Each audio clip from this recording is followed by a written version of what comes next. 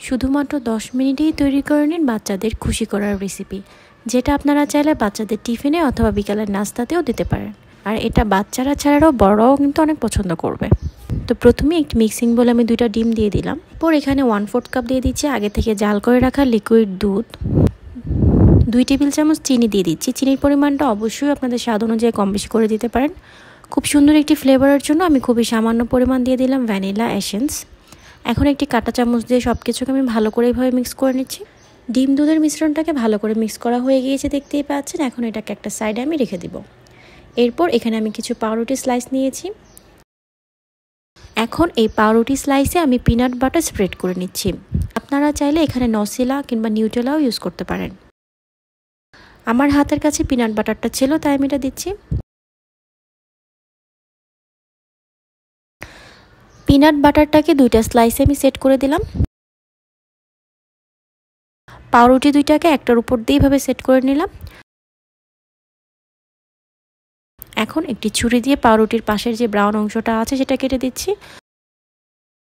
তবে আপনারা চাইলে এই ব্রাউন অংশটা রেখেও কিন্তু এটা বানাতে পারেন।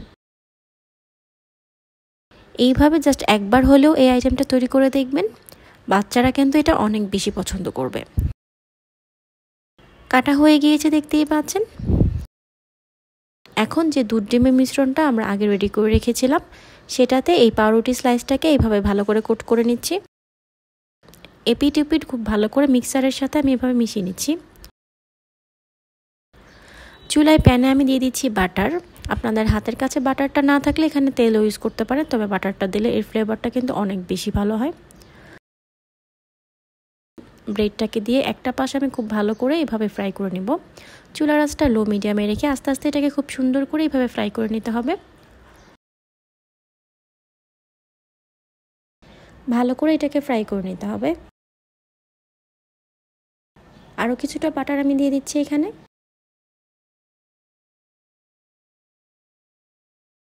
এরপর 2টা স্প্যাচুলা দিয়ে ঠিক এইভাবে আমি চারপাশের যে সাইডের অংশটা আছে সেটাকে ভালো করে কুক করে নিচ্ছি।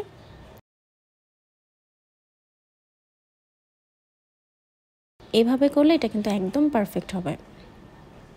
এই আইটেমটা যে কী পরিমাণ মজার হয় আমি বলবো, জাস্ট একবার এইভাবে বানিয়ে দেখবেন। ছোট থেকে বড় এটা সবাই কিন্তু অনেক বেশি পছন্দ করবে। সবগুলো সাইড ভালো করে ভাজা হয়ে গিয়েছে, দেখতেই পাচ্ছেন। আর এরই মধ্যে খুব সুন্দর একটি কালার চলে এসেছে। এখন এটাকে নামিয়ে আমি সার্ভ করে নিব। পিনাট বাটারের ফ্রেঞ্চ টোস্টটা কিন্তু তৈরি হয়ে গিয়েছে একদম কম সময়ে। আপনারা চাইলে এটাকে এইভাবে স্যান্ডউইচের মতো মাঝখান দিয়ে কেটে কিন্তু তারপর তাদের দিতে পারেন। এটা যেভাবেই সার্ভ করা হয় না কেন, এটা খেতে কিন্তু অনেক বেশি মজার হয়। রেসিপিটা কেমন লেগেছে কমেন্ট করে আমাকে অবশ্যই জানাবেন। এমন সব মজার আর নতুন রেসিপি পেতে আমাদের ফেসবুক পেজটা ফলো করে রাখতে পারেন। আজ এ পর্যন্তই, সবাই অনেক বেশি ভালো থাকবেন। আল্লাহ হাফেজ।